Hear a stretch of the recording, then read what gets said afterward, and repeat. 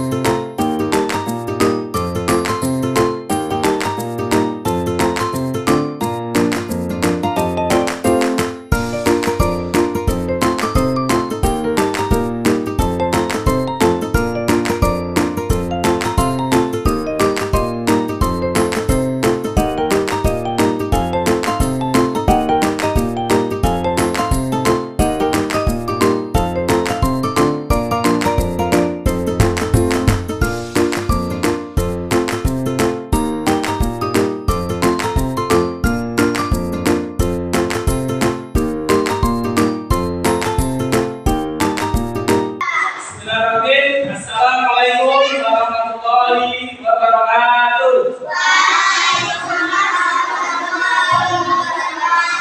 Ya baik, teman semangat nih. Assalamualaikum warahmatullahi wabarakatuh.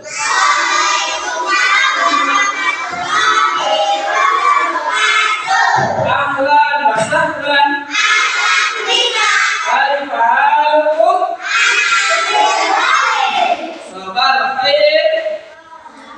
Sobahan. Baik. Gimana kabarnya? Alhamdulillah. Luar biasa. Baik, alhamdulillah. Pagi hari ini kita berjumpa lagi dengan Pak Guru, yaitu tentang pelajaran apa hari ini? Akidah. Ya, baik, akidah. Sebelum memulai pelajaran, ketua kelasnya silakan diri sini dan dipimpin doa. Kita berdoa dulu, tapi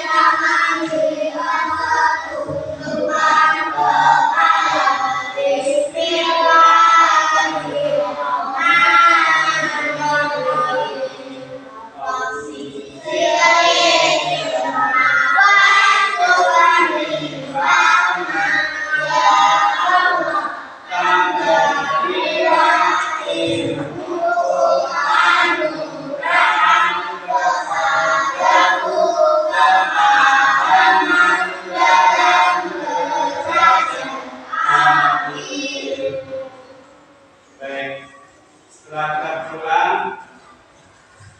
Pak Guru akan absen. Nanti yang dipanggil namanya bilang hadir, kalau sakit dijawab lagi sakit ya. Baik. Ananda Tumis hadir.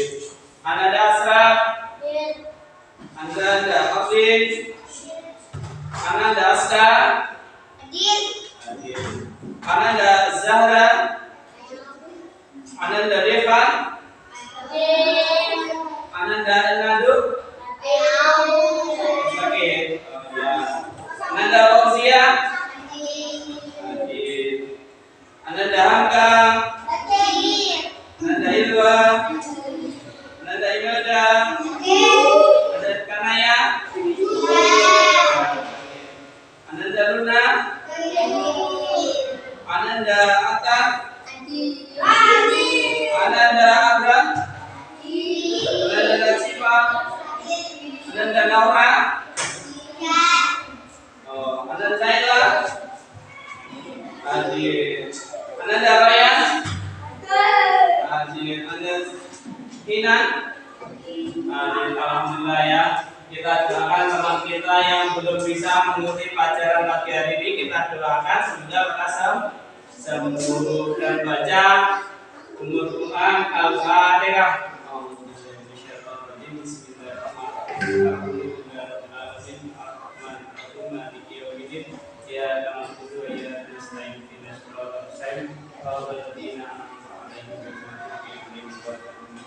Dan doa kita sebelum teman kita yang sakit atau lagi halangan supaya bisa pas bergabung lagi dengan kita. Baik, sebelum pelajaran silakan kita berdiri.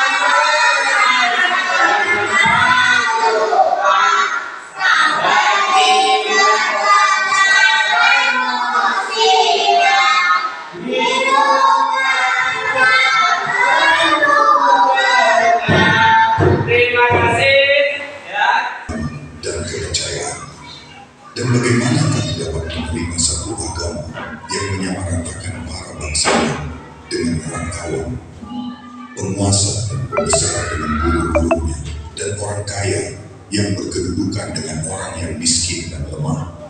Nabi Nuh menolak persyaratan kaumnya dan berkata, risalah dan agama yang aku bawa adalah untuk semua orang tiada pengecualian, yang pandai maupun yang bodoh, yang kaya maupun miskin, majikan ataupun buruh, di antara penguasa dan rakyat biasa, semuanya mempunyai kedudukan dan tempat yang sama terhadap agama dan hukum Allah Subhanahu wa Ta'ala. Andai kata aku memenuhi persyaratanmu dan meluluskan keinginanmu, menyingkirkan para pengikutku yang setia itu, maka siapakah yang dapat kuharapkan akan meneruskan dakwaku kepada orang lain? Dan bagaimana aku sampai hati menjauhkan daripadaku orang-orang yang telah beriman dan menerima dakwaku dengan penuh keyakinan dan keikhlasan, dikala kamu menolaknya serta mengingkarinya. Orang-orang yang telah membantuku dalam tugasku, dikala kamu menghalangi usahaku dan merintangi dakwaku.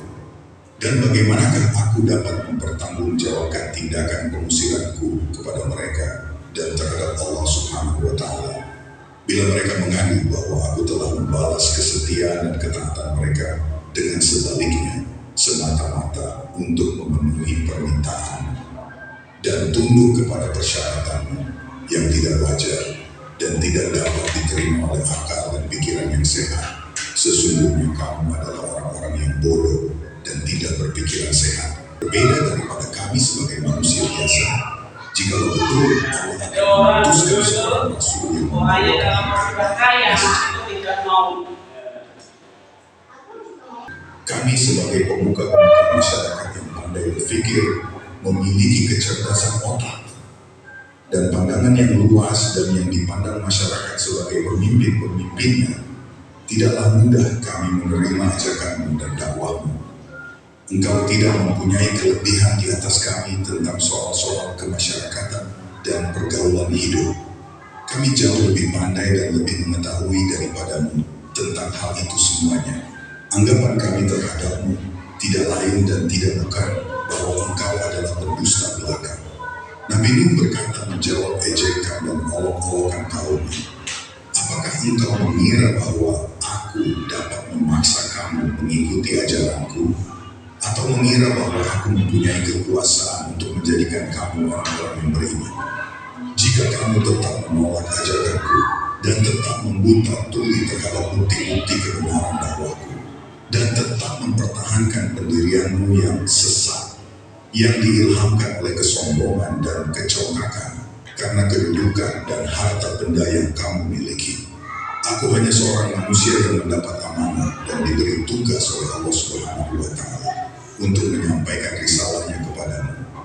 Jika kamu tetap berkeras kepala dan tidak mau kembali ke jalan yang benar dan menerima agama Allah yang diutuskannya kepadaku, maka terserahlah kepada Allah untuk menentukan hukumannya dan ganjarannya terhadapmu.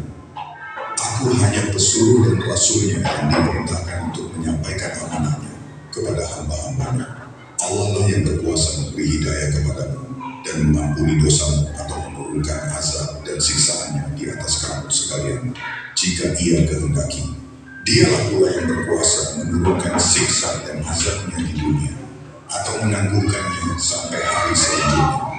Dialah Tuhan pencipta alam semesta ini, Maha Kuasa, Maha Mengetahui, Maha Pengasih dan Maha Penyayang. Lalu kaum Nabi Nuh mengemukakan syarat dengan berkata, "Wahai Nuh, jika engkau menghendaki kami mengikutimu dan memberi sokongan dan semangat kepada kamu dan kepada agama yang engkau bawa, maka carikanlah para pengikutmu yang terdiri dari orang-orang petani, buruh, dan hamba-hamba sahaya itu. Usirlah mereka dari pergaulanmu, karena kami tidak dapat bergaul dengan mereka. Duduk berdampingan dengan mereka, mengikut cara hidup mereka, dan bergabung dengan mereka dalam suatu agama dan kepercayaan. Dan bagaimana kami dapat menerima satu agama yang menyamaratakan para bangsawan dengan orang awam, penguasa dan pembesar dengan buruh-buruhnya, dan orang kaya yang berkedudukan dengan orang yang miskin dan lemah?" Nabi Nuh menolak persyaratan kaumnya dan berkata, "Risalah dan agama yang aku bawa adalah untuk semua orang tiada pengecualian, yang pandai maupun yang bodoh, yang kaya maupun miskin, majikan ataupun buruh, di antara penguasa dan rakyat biasa, semuanya mempunyai kedudukan dan tempat yang sama terhadap agama dan hukum Allah Subhanahu wa Ta'ala. Andai kata aku memenuhi persyaratanmu dan meluluskan keinginanmu, menyingkirkan para pengikutku yang setia itu, maka siapakah yang dapat kuharapkan akan meneruskan dakwahku kepada orang lain? Dan bagaimana aku sampai hati menjauhkan daripadaku orang-orang yang telah beriman dan menerima dakwahku dengan penuh keyakinan dan keikhlasan, dikala kamu menolaknya serta mengingkarinya? Orang-orang yang telah membantuku dalam tugasku dikala kamu menghalangi usahaku dan merintangi dakwahku. Dan bagaimanakah aku dapat mempertanggungjawabkan tindakan pengusiranku kepada mereka dan terhadap Allah Subhanahu wa Ta'ala bila mereka mengadu bahwa aku telah membalas kesetiaan dan ketaatan mereka dengan sebaliknya, semata-mata untuk memenuhi permintaan dan tunduk kepada persyaratanmu yang tidak wajar dan tidak dapat diterima oleh akal dan pikiran yang sehat. Sesungguhnya kamu adalah orang-orang yang bodoh dan tidak berpikiran sehat. Tuhan. Nabi Nuh mengajak. Jadi dakwahnya Nabi Nuh berapa tahun? 950. Ya, setelah tidak ngantuk, kita break dulu ya. Kalau senang kita tangan, kalau senang kita tangan, kalau kau senang hati janganlah begitu. Kalau kau senang hati tepuk tangan.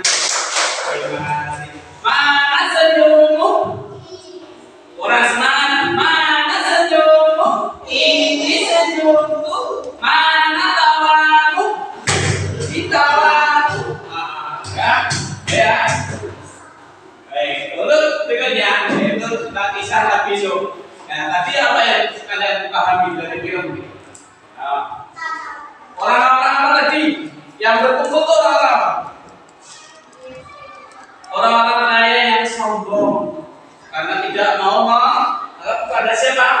Pada Nabi Nuh. Dia tidak mau tunduk karena Nabi Nuh itu orang biasa, sedangkan di sekitarnya adalah orang-orang yang kaya, dermawan, orang-orang yang sangat kaya. Tapi dia itu sombong. Diajak Nabi Nuh untuk memeluk Islam, mereka tidak mau, masih memeluk berhala. Nah, jadi kita harus tetap memeluk pada agama Allah, yaitu agama Islam. Selanjutnya ya.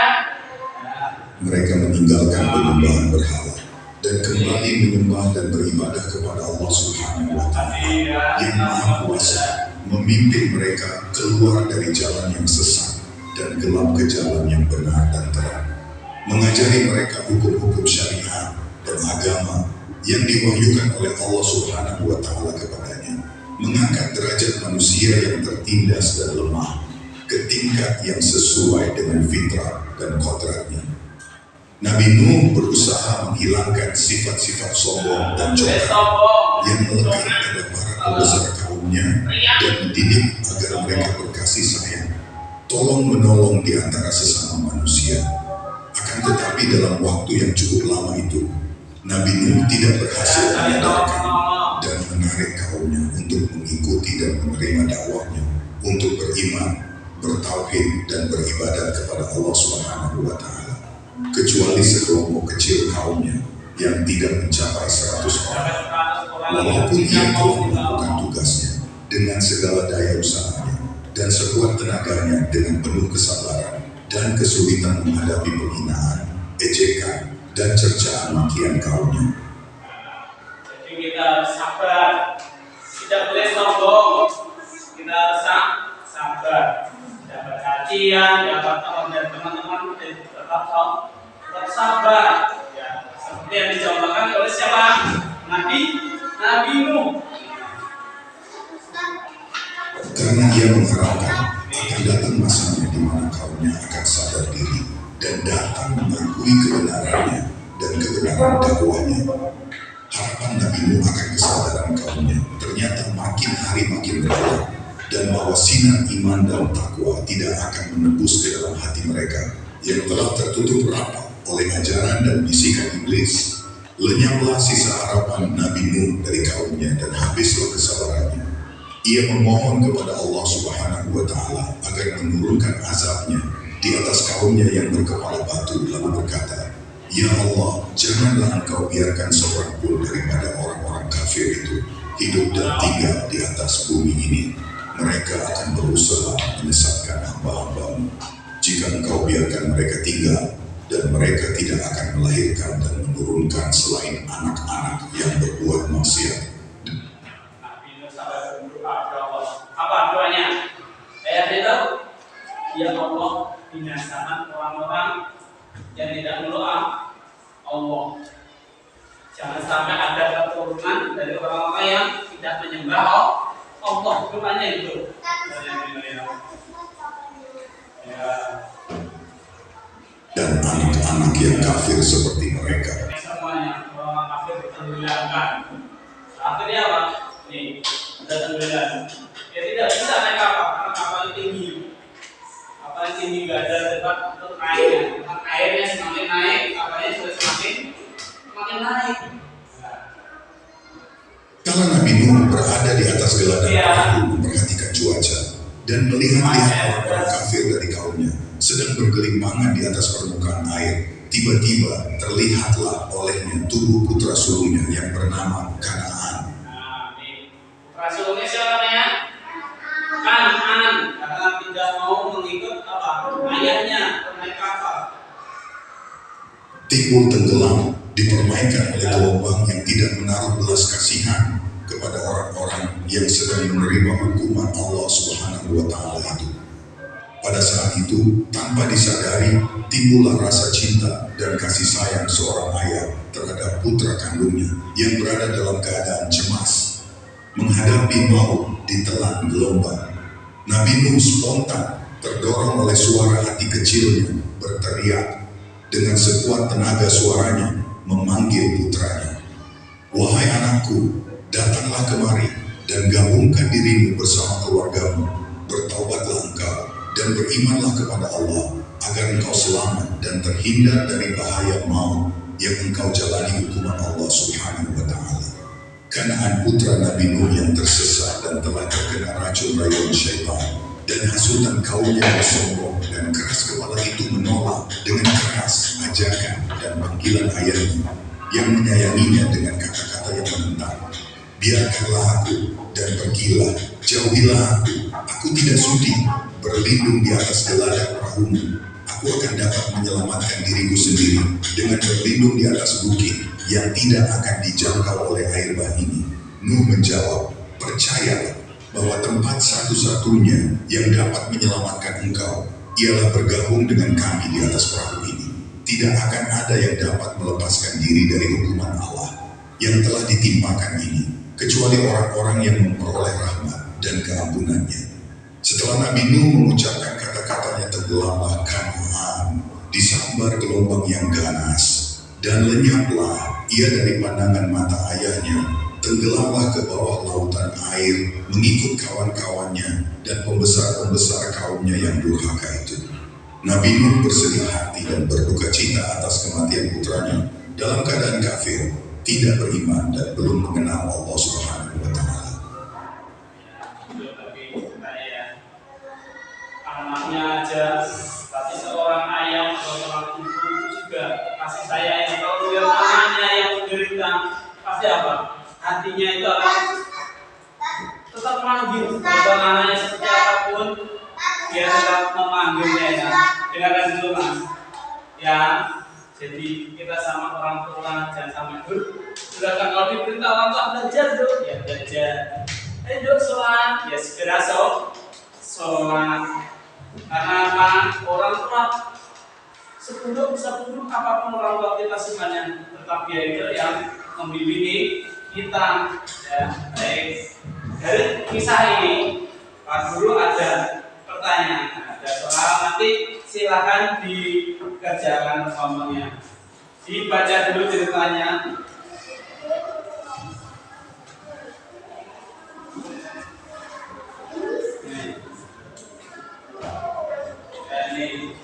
Yang di sini bisa menceritakan hewan apa saja yang ikut ke ya, di bawahnya, nggak usah ditulis, diceritakan kedua diisi, silakan jangan ini ya, jangan dari cerita misalnya itu tadi.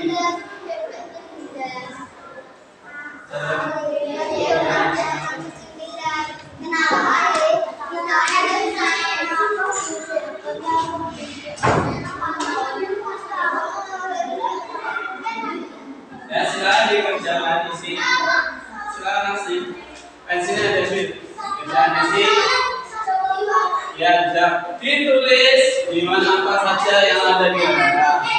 Gambar tulis gambar kapal kecil sini, bentuknya ini terlibatnya apa saja. Nggak usah tulis diwarnai, tidak. Ya,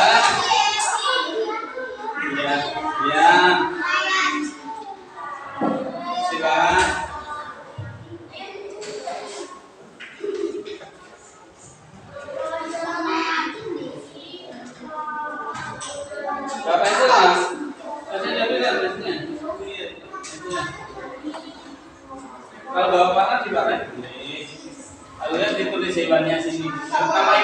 dulu ditulis ya. Nama hewannya apa saja?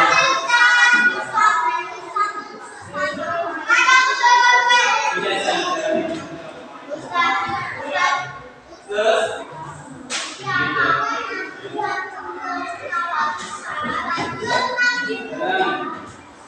isi namanya enggak ya? Itu isi namanya. Sini. Ya, mahasiswa. Gak usah.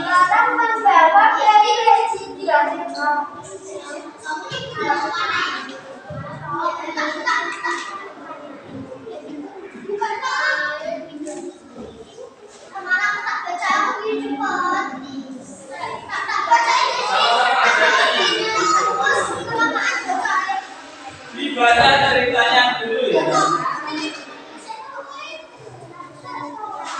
Ditulis hewannya apa saja, kemudian apa yang diwarnai.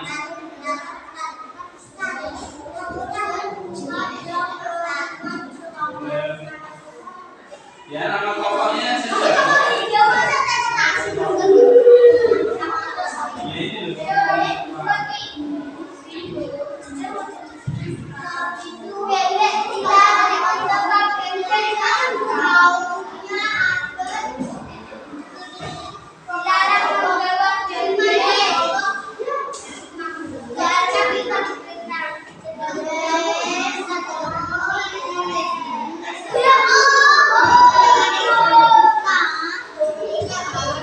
Pertama kan di sini boleh dia langsung sendiri.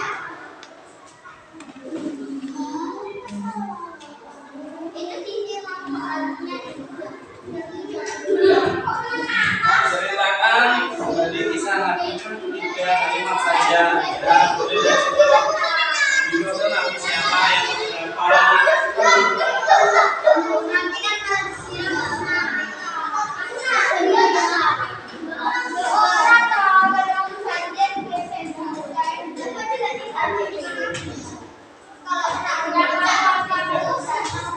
ya, tiga saja. Nabi Nuh itu agaknya dukungan.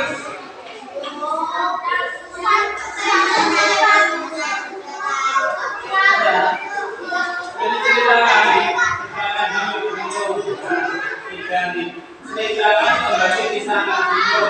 Dia meninggal Nabi Nuh siapa? Siapa? Anaknya siapa? Ya, ditulis itu.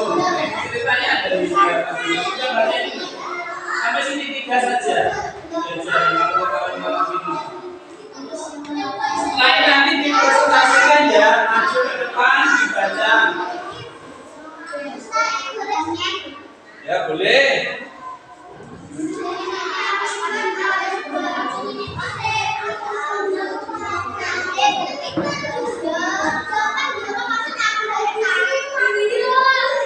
Kamu lihat tadi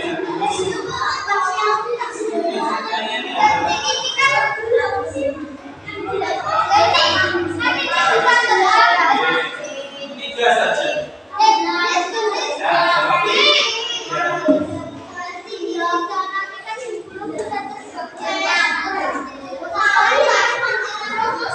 Saya ditulis mas, hewannya apa saja di sini. Yang hewan yang berpasangan.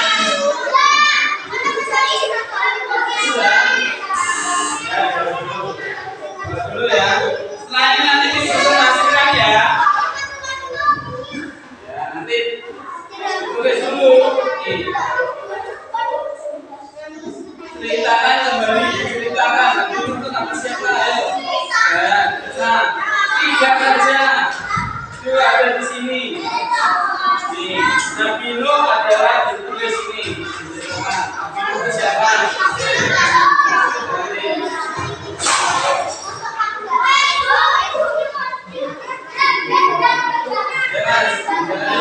Siapa Nabi Nuh itu? Tulis ini.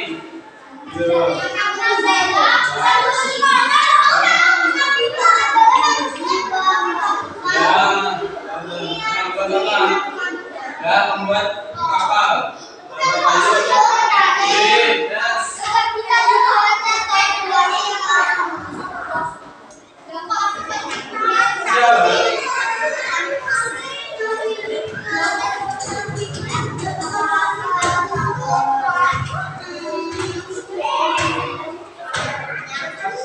Beliau betul besar dan bersuara kepadanya, "Ya Tuhanku, sesungguhnya putraku itu adalah darah daging."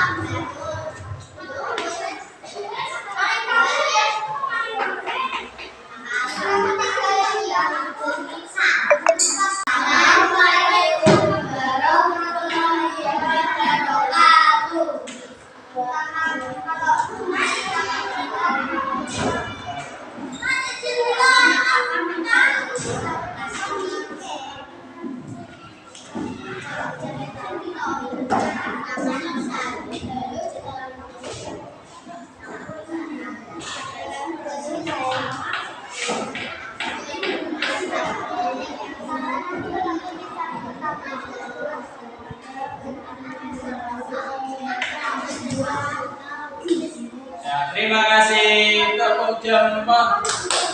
Jempol kanan, jempol kiri, 2 jempol. Mantap. Terima kasih Mbak ya. Silakan. Assalamualaikum warahmatullahi wabarakatuh.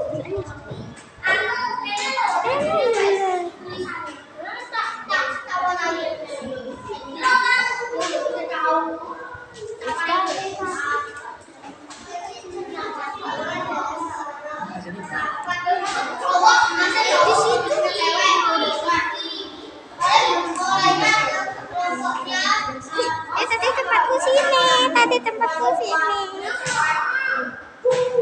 Melihat HP. Kok bengong gitu ya? Tepuk jempol. Jempol kanan, jempol kiri, 2 jempol. Mantap. Terima kasih. Silakan duduk. Ya, baik. Duduk. Jangan apalagi itu.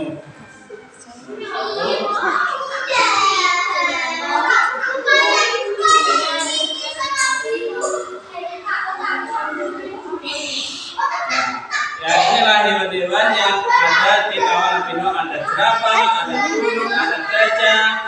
Semuanya itu pasangan. Terima kasih. Tepuk jempol. Jempol kanan, jempol kiri, 2 jempol. Ulang lagi terusan. Tepuk jempol. Jempol kanan, jempol kiri, 2 jempol. Mantap. Terima kasih. Silakan duduk. Presentasikan tentang kisah Nabi Nuh. Sudah banyak yang tahu ya siapa Nabi Nuh? Baik. Ini ada teman. Nabi Nuh adalah cucu Nabi Idris. Nabi Nuh adalah Nabi dan Rasul yang ketiga. Kalau Nabi Nuh banyak yang menyembah berhala dan berbatu berjamaah. Nabi Nuh sabar dan berdakwah kepada kaumnya. Nabi Nuh alaihissalam bekerja keras bertawakal yang Allah perintahkan. Semua tenggelam binasa kecuali Nabi Nuh dan kaum ikutnya. Putra Nabi Nuh Kan'an ikut tenggelam karena tidak mau beriman kepada Allah. Sikap yang dapat diperlukan dari kisah Nabi Nuh adalah sabar dan bekerja keras. Baik. Dan kita harus selalu sabar, bekerja keras. Itulah kesimpulan dari materi kisah Nabi Nuh. Sekian dari guru. Nanti kita bertemu di minggu depan di pelajaran yang sama. Semoga dalam keadaan sehat. Baik, akhir kalam. Assalamualaikum